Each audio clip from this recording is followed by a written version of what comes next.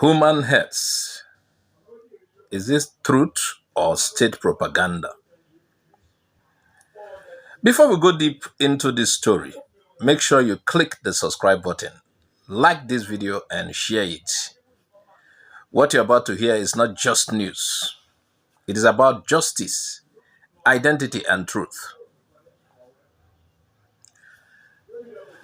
Now let's begin. This week in Abuja, Nigeria's Federal High Court had shocking testimonies from a witness brought by the government in the ongoing terrorism trial of Nnamdi Kanu, the leader of the indigenous people of Biafra, IPOB. Now, this witness is an officer from the Department of State Services, DSS. They didn't show his real face or name for, they said for security reasons. But what is said in court, that's in the courtroom, he shook that room and the whole nation. According to him, between 170 and 200 Nigerian security agents were killed in Southeast. And he blamed IPOB and their armed wing, Eastern Security Network, ESN. He said these killings were inspired by radio broadcasts from Nnamdi Kanu himself. Remember, these DSS operatives are always covered in court. You will not know who they're just, their witness. Now, even more shocking, he told the court that Kanu ordered his followers to bury an IPOB commander called Ikonso with 2,000 heads, that's human heads. He said the fighters could only find 30. Yes, you heard that right. They said 2,000 heads. Now, he also claimed that IPOB fighters under a man called Onyami used the heads of the 10 girls to prepare charms. And in their camps, DSS found human heads, some being eaten for spiritual fortification. Now, let's pause here. Let's ask a simple question. If all these terrible things happened, where is the independent evidence? Where is Onyami today, the so-called Onyami they are talking about? The DSS themselves admitted the suspect, the so-called Onyami, escaped from police custody. That was before they could even interview him. So the main evidence behind all this, these shocking claims, is from a man who is missing. The so-called Onyami is missing, and he's the main evidence. Now, let's go back a little. In 2015, according to DSS, DSS arrested Kanu with a radio transmitter. The court was told that he smuggled it into Nigeria illegally without license from the NBC, that's Nigerian Broadcasting Corporation. The transmitter was found in Anambra State, hidden inside a container along with household items like mattress and a washing machine. I think this was why they moved this particular matter to DSS for them to inspect. Remember, there was a court sitting yesterday, and that is what we are discussing here. So the DSS said that Kanu used this transmitter to run Radio Biafra, and from there, he broadcast messages that led to violence. They also said IPOB used those broadcasts to plan prison breaks, attack security agencies, and kill political figures. But let's slow down again. When the defense lawyers asked the DSS official for records of these transmitters importation, there was none. They didn't have the record. Now, when they were asked who cleared the container, the DSS officer said he didn't know. When asked if Radio Biafra is legally registered in the UK, the officer admitted he wasn't sure. Now, even more interesting, the DSS officer admitted that he had had Nnamdi Kanu condemn attacks on markets, churches, and mosques.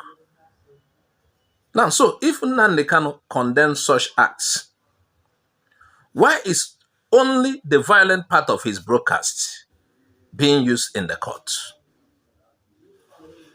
We are looking at this. We are trying to construct, make something out of what we are studying. We are looking at.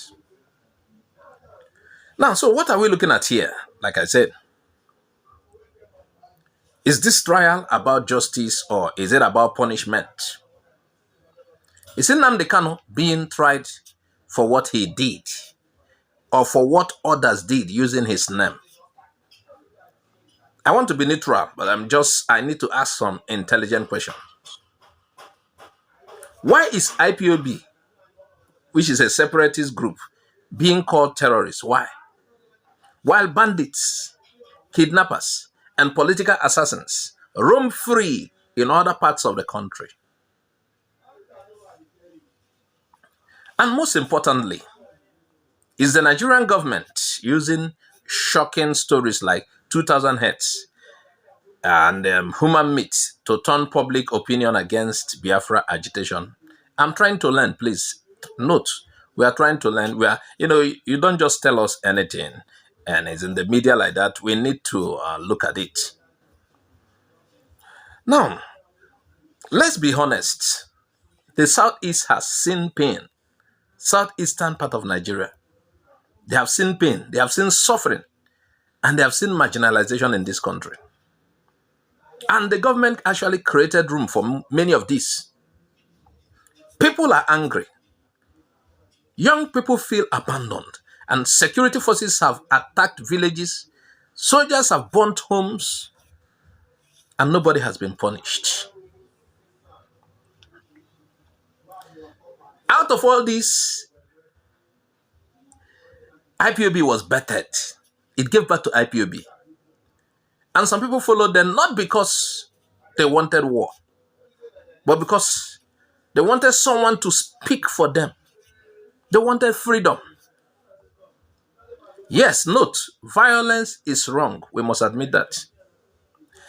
Also note that no one should kill or destroy anyone. That is taken into consideration.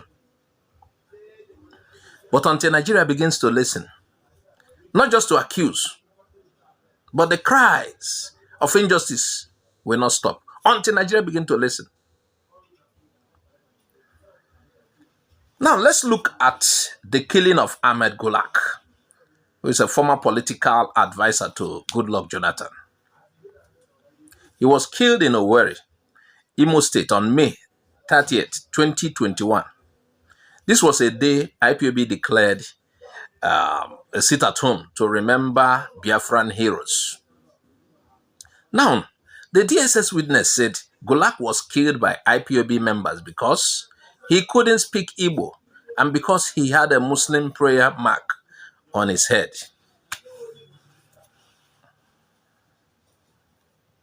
Now, but the Imo state government itself said Gulak's death was political.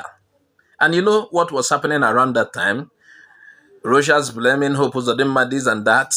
And Hope Uzodinma, who was the mouthpiece or like the person in charge in Imo State, said it was political. They said he had helped conduct APC primary that produced Hope Uzodinma. So if it was a planned terrorist attack, why was only Gulak killed and not the other people in the same vehicle? Let's begin to reason. These are questions the DSS did not answer. Why is only Gulak the target in that vehicle? Why was he the only one killed? Now, as this trial continues, we at IGBO AREA TV want to remind our viewers that truth has many sides. Truth has many sides. We cannot close our eyes to the killings of security agents too. And we cannot ignore the trauma of the people. But we must also ask, is the Nigerian state telling us the whole truth, or just the part that serves their politics?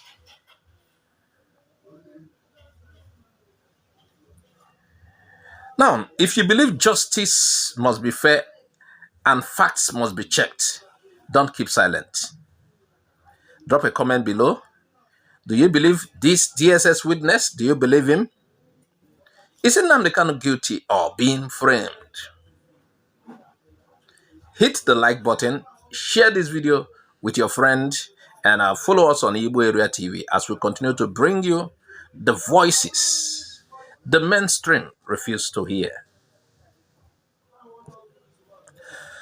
This video is for public education and awareness. All accused persons are innocent until proven guilty by a competent court. IGBO AREA TV promotes peaceful dialogue, justice, and respect for all ethnic and political groups in Nigeria.